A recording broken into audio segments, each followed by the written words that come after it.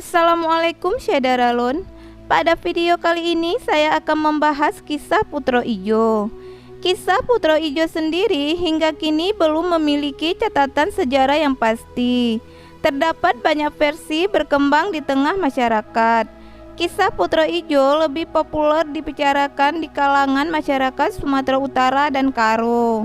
Pasalnya, di sana terdapat sebuah prasasti peninggalan yang kerap dipercayai memiliki ikatan sejarah kuat dengan Putro Ijo, yaitu Mariam Puntung. Dikisahkan dalam legenda Hikayat Putro Ijo, Mariam Puntung atau Mariam Buntung dalam bahasa Karo adalah penjelmaan adik Putro Ijo dari Kerajaan Haru yang memerintah sekitar tahun 1594. Mariam Puntung ini berada di dalam kompleks Istana Maimun Medan. Dikutip dari berbagai sumber, dikisahkan suatu hari pada masa itu Putro Ijo mendapat pinangan dari Sultan Aceh. Tetapi pinangan itu ditolak sehingga membuat Raja Aceh betul-betul marah hingga memutuskan untuk menyerang Kerajaan Haru. Lalu Sultan Aceh mengirim Panglima Gocah pahlawan untuk menyerang Kerajaan Haru. Tetapi karena bentengnya sangat kokoh, pasukan Aceh gagal menembusnya. Menyadari jumlah pasukannya makin menyusut setelah banyak yang terbunuh, Panglima-panglima perang Aceh memakai siasat baru. Mereka menyuruh prajuritnya menaburi uang emas ke arah prajurit benteng yang bertahan di balik pintu gerbang. Suasana menjadi tidak terkendali karena para penjaga benteng itu berebutan uang emas dan meninggalkan posnya. Ketika mereka tengah sibuk memunguti uang emas, tentara Aceh menerobos masuk dan dengan mudah menguasai benteng. Pertahanan terakhir yang dimiliki adalah Mariam Puntung. Tetapi karena ditembakin terus-menerus, Mariam ini pun menjadi panas dan meledak, terlontar dan terputus dua. Sementara Putro Ijo dibawa oleh kakaknya yang berubah menjadi ular besar ke atas punggungnya dan menyelamatkan diri melalui sebuah terusan memasuki Sungai Deli dan langsung ke Selat Malaka. Hingga sekarang kedua kakak beradik ini dipercaya menghuni sebuah negeri dasar laut di sekitar Pulau Berhala. Versi lain menyebutkan bahwa Putro Ijo sempat tertangkap dan ditahan dan dimasukkan dalam sebuah peti kaca yang diangkut ke dalam kapal untuk dibawa ke Aceh. Ketika kapal sampai di ujung Jambu Aye, Aceh Utara, Putro Ijo memohon diadakan satu upacara untuknya sebelum peti diturunkan dari kapal.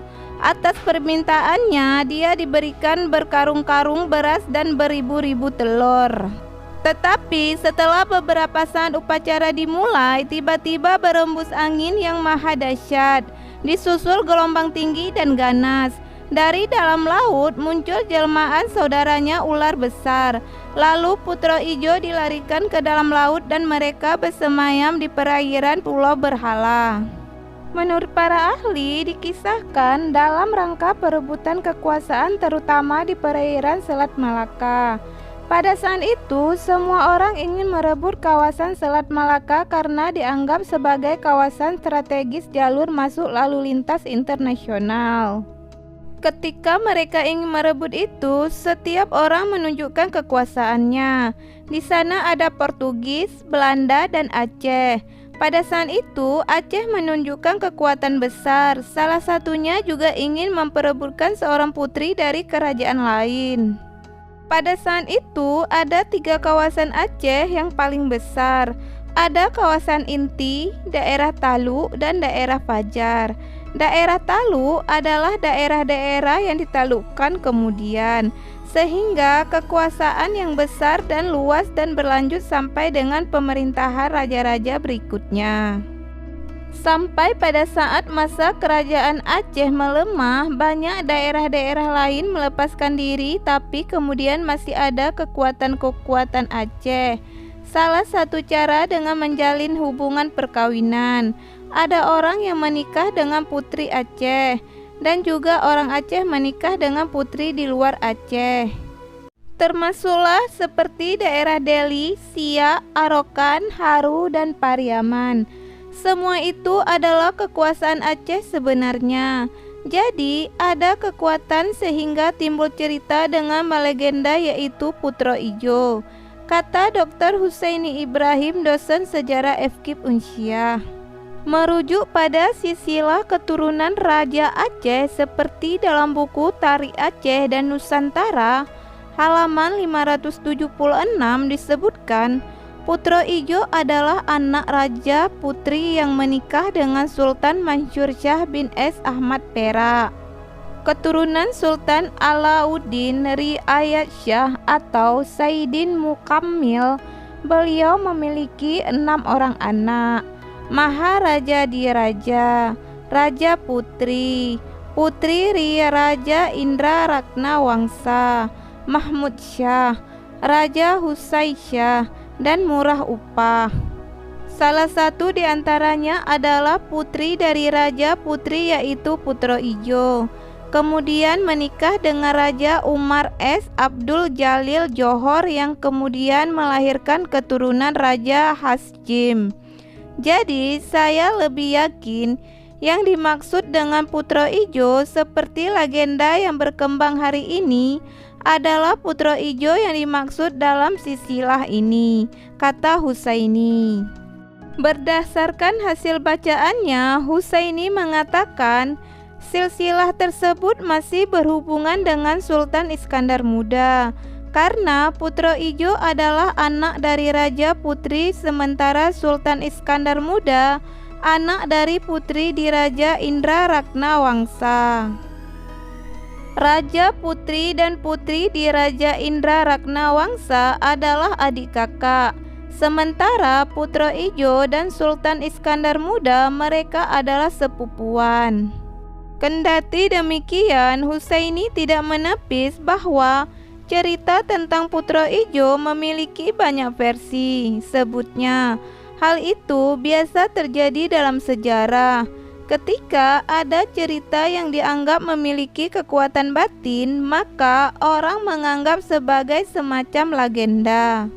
Hal ini bisa digali dan untuk melihat tentang kebenaran legenda dalam sejarah atau sastra sejarah harus sangat berhati-hati, karena ini bisa memisahkan antara fakta dengan mitos yang berkembang.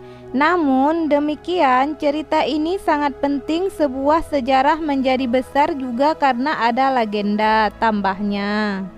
Husaini melihat sejarah tentang Putro Ijo adalah sebuah fakta sejarah, namun memang belum ada bukti secara nyata.